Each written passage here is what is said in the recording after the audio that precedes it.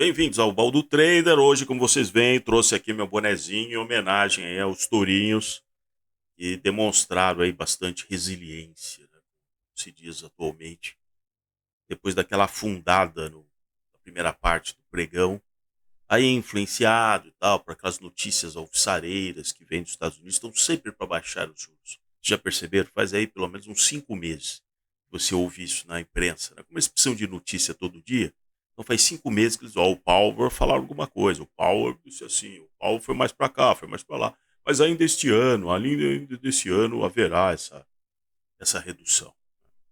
E aí nós vamos, por isso que eu chamei aí que nós temos fevereiro começando devagar, e uma regressão à média. Vou mostrar para vocês a regressão à média. Então vejam só.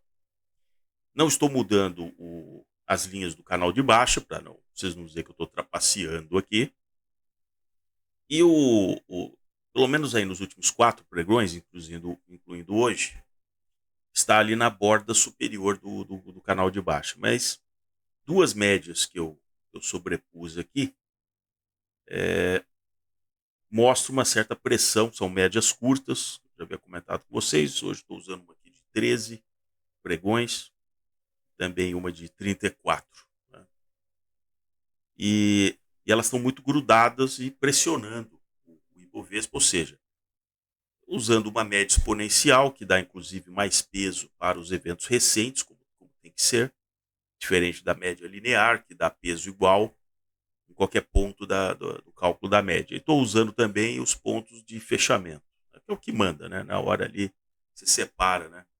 Realmente quem entende de quem fica brincando ali, os day traders, né? Ficam brincando. Então, a média continua pressionada para baixo. É um mês, como eu já comentei com vocês, apesar de ter 29 dias, mas nós temos o carnaval para atrapalhar. Então, será um mês curto, onde ninguém vai decidir nada.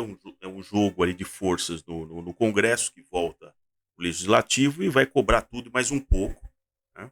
O ministro da Fazenda já está até com um discurso já de saideira. Se vocês perceberem, logo nesse início de 2024, o discurso dele já é de saideira. Então, quando março chegar, nós vamos ter realmente ali toda aquela festa e tal, chope e dança de saída, né? Porque não vai ter, né, não vai ter como sustentar depois que se verificar que o primeiro bimestre foi um desastre, pipocando inadimplência no setor do agro, que eu venho comentando com vocês. Então não vai ter como o cidadão aí, ele vai só tocar violão, né? Atualmente ele divide o tempo entre ministro e tocar violão. Então aí ele se dedica só a tocar violão. Né? Esse pregão de hoje, você veja o pelinho que formou ali para baixo, e por muito pouco que ele não termina zerado, né, em relação ao pregão de sexta-feira, que foi um pregão bastante negativo. Então, isso é bastante importante. Não houve uma recuperação, se a gente olhar de um dia para outro. Né? Então, a magnitude das quedas agora nesse final de janeiro, começo de fevereiro, está sendo maior do que a magnitude das altas, das altas. Eu já havia comentado que isso aqui não é uma coisa cartesiana. Você traça uma linha, né? Faz aquela equação y igual a x mais b. Não funciona assim. Você não tem um coeficiente da reta, né? Que é o ângulo da reta. Não vai funcionar assim. Né? Você tem idas e vindas, é uma média de várias ações, mas mesmo assim a média está inclinando para baixo. Então, esse é um ponto bastante interessante.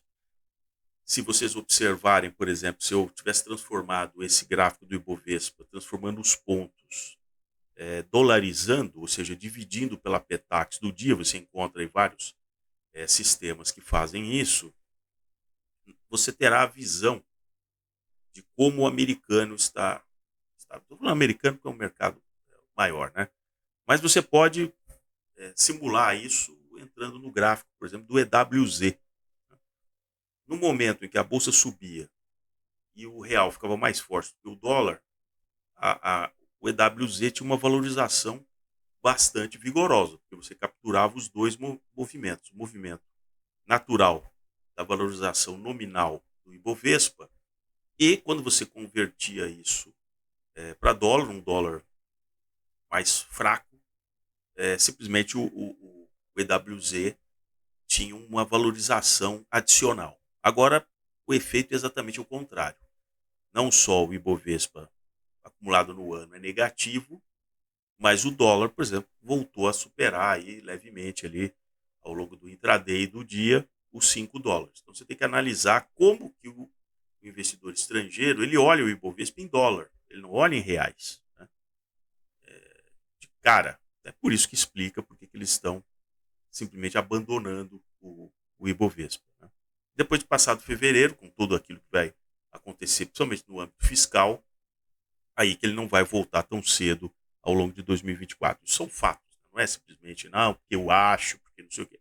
Os únicos que acham que o Ibovespa ainda volta para 145, 150, 160 mil pontos é quem quer tomar o seu dinheiro fazendo IPO. Aí, a esse o cara vai estar super confiante. Não, IPO para você, muito bom.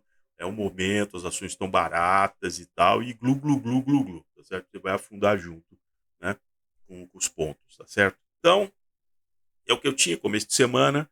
Não fiquem animadinhos, porque é uma semana em que você até sexta-feira vai decidir de que lado você fica da estrada, né?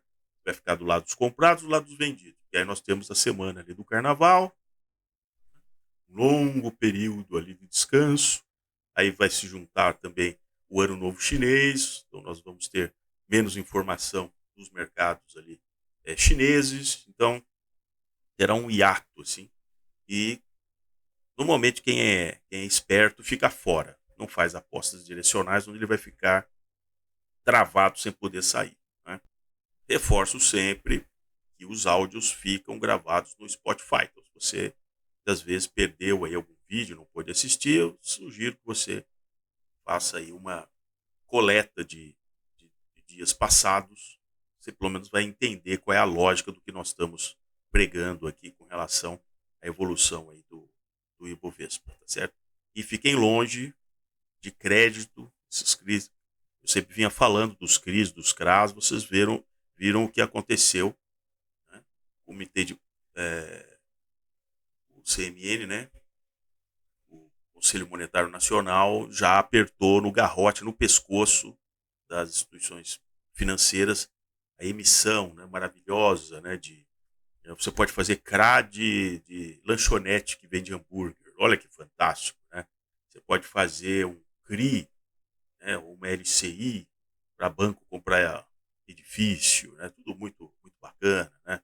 O lastro realmente muito coerente com o fato desses títulos terem isenção para a pessoa física, né? Isso em breve deve acabar. Realmente, né, isso aí já alertou bem a Receita que deve encaminhar aí uma orientação para que esses produtos